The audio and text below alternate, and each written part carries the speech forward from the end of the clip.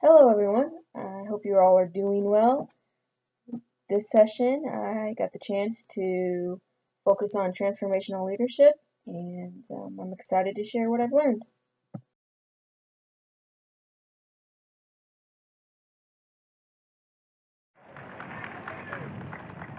In the long history of the world, only a few generations have been granted the role of defending freedom in its hour of maximum danger.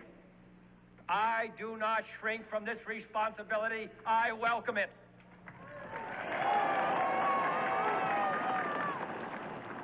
I do not believe that any of us would exchange places with any other people or any other generation. The energy, the faith, the devotion which we bring to this endeavor will light our country and all who serve it. And the glow from that fire can truly light the world. And so, my fellow Americans, ask not what your country can do for you, ask what you can do for your country.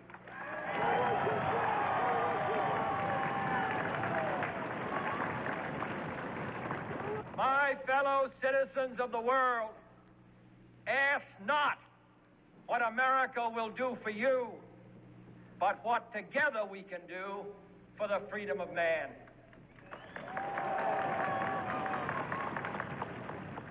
Finally, whether you are citizens of America or citizens of the world, ask of us here the same high standards of strength and sacrifice which we ask of you.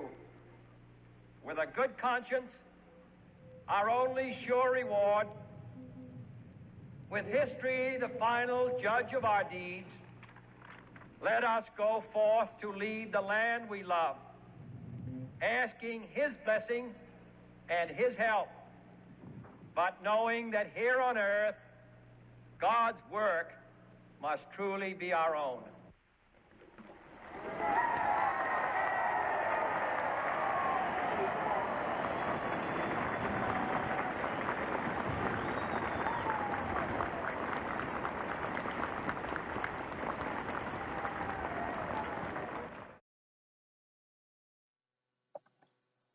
So as you guys can see from my title page and from the video I just shared, when we think of transformational leaders, often I think we think of leaders of big corporations, definitely presidents, first ladies, uh, leaders of movements. These are the kind of people that get a huge following and they take notice.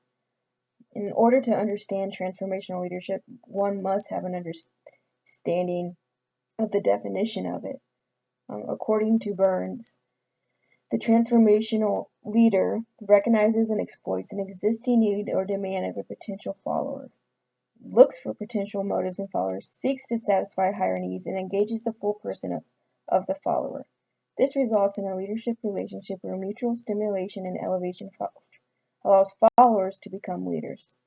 Transformational leadership is about the transformation of individuals as agents of moral change. Furthermore, Harrison 2011 suggests that the first tenet of transformational leadership is that affecting change is the central work of leadership, meaning the point of leadership or transformational leadership is for there to be change, not necessarily just get people to follow you. Aston and Aston argue that leadership is a process that is concerned with change and is a process of movement. Transformational leadership exists when employees are motivated to work for goals outside of themselves and reach higher level self-actualizing needs rather than external payoffs.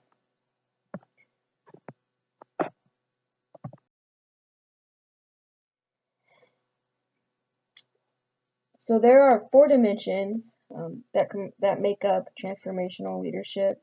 Originally, the first two, idealized influence and behavior, were two separate but idealized influence, which refers to the situation where the leader uses behaviors such as considering the needs of others to inspire, gain trust, and respect from followers.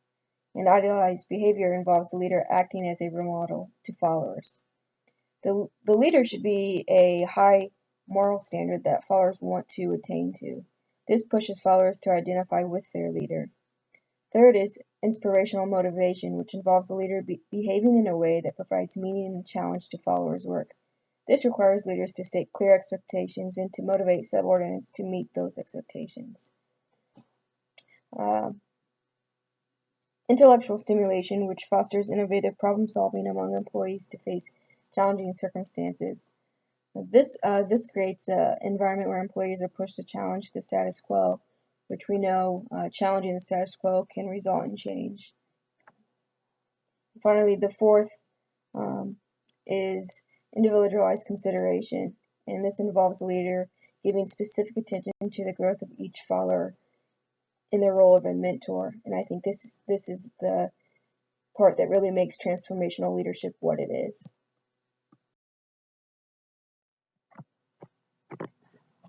So looking at transformational leadership and its fit within organizations, one is able to see how transformational leadership assumes a symbolic framework. Woolman and Deal took considerable time to explain this framework and how leaders act within it. The authors use the description of the symbolic frame being both a theater and temple, which I found is a really neat way to describe it. An organization with a symbolic framework is a theater in that it creates a stage in which actors play their roles and hope to communicate the right impression to their audience. As a temple, an organization is both a community of faith, unified by shared beliefs, traditions, myths, rituals, and ceremonies. Symbolic leaders lead by example. By leading as an example, they are able to demonstrate their commitment to the task, team, or organization. In committing, they reassure and inspire others. This fits well within transformational leadership and what McGolden and King explained as self-authorship, or the capacity to define a belief system and use it to engage the world. Self-authorship requires transformational leaders to teach followers to learn to negotiate and act on their own purposes, values, feelings, and meaning, rather than those that they have uncritically assimilated from others. This understanding of self-authorship reaffirms the relationship between the leader and the follower. The leader acts as a role model, modeling values, but is also challenging the mentee at the same time. Symbolic leaders use symbols to capture attention. The leader uses something visible and dramatic to signal that change is coming. Using visible symbols allows individuals to see tangible change and perhaps become inspired to come alongside the change themselves. Schaub 2014 wrote how he witnessed transformational leaders like President John F. Kennedy and the mayor of New York City during 9/11 both make tangible changes that could be seen to signal to followers that things were going to be different. Symbolic leaders communicate a vision, a way in which a leader can interpret experiences to create a vision. This vision is both persuasive and hopeful in nature. Vision is particularly important in times of crisis and uncertainty, when people are in pain, when they are confused and uncertain, or when they feel despair and hopelessness, they desperately seek meaning and hope.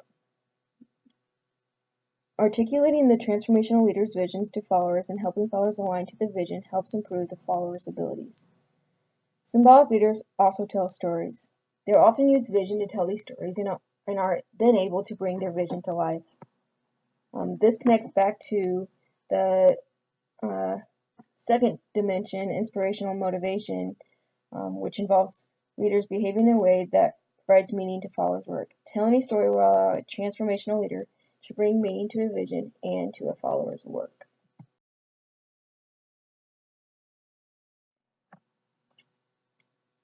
When considering transformational leadership and leading change, I looked at John Cotter's model of change. These are comprised of 8 steps, which are listed below. I won't spend the time going into detail, as I know most of us already had the chance to do that. I did want to note that Cotter notes that transformation or change is a process. Change also requires the creation of a new system and therefore indirectly demands leadership. Change also demands activity outside of formal boundaries, requiring followers to become leaders.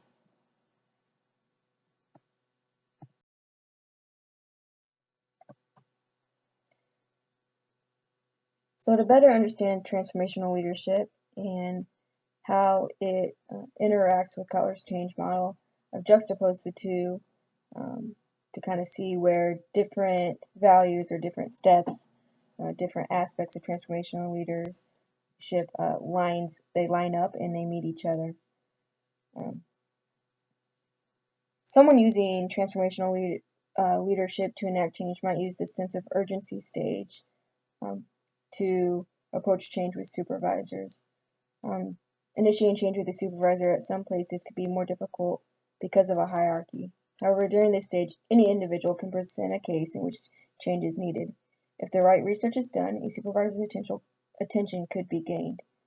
Transformational leadership has a culture based on respect, trust, and recognition of each member's feelings.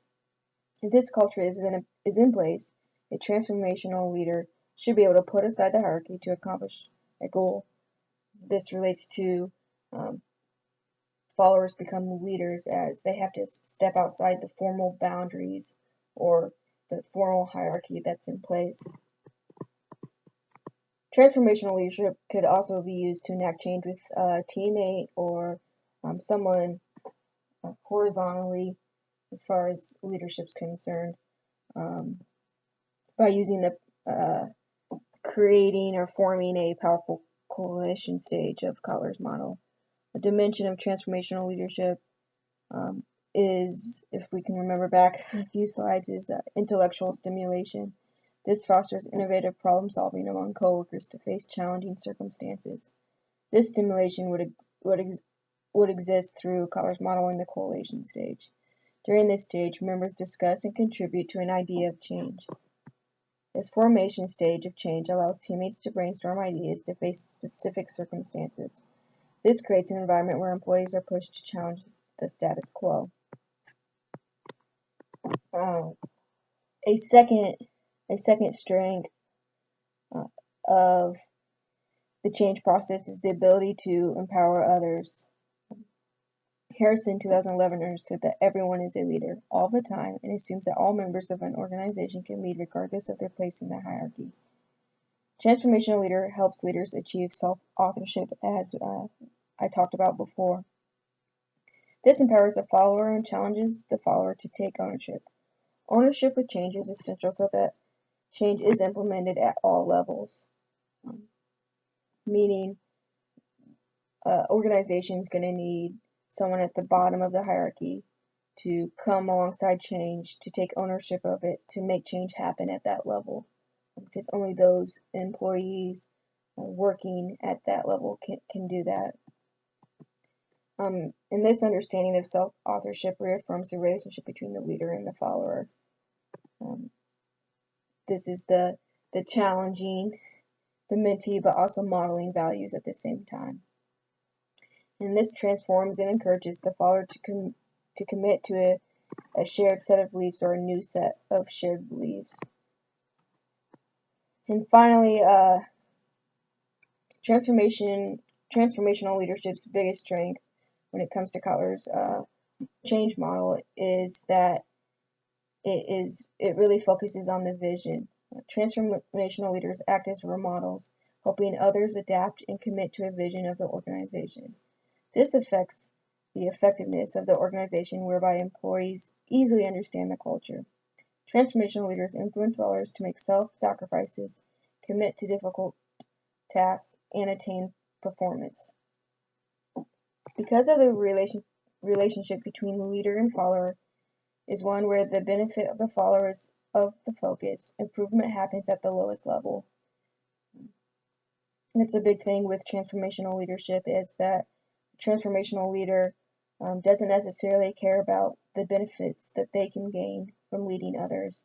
They really focus on the follower and how they can help the follower achieve whatever it is that they're trying to achieve. Communicating a vision takes time, skill, and a concise explanation. Because transformational leadership is focused on the vision, this easily fits within Cutler's change model.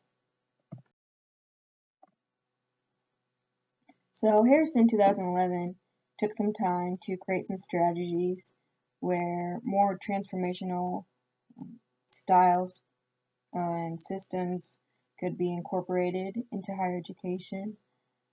The first was to infuse more political and business literature into student affairs graduate curriculum. She noted that many student affairs professionals may shy away from discussions of power, but other professionals in other settings do not.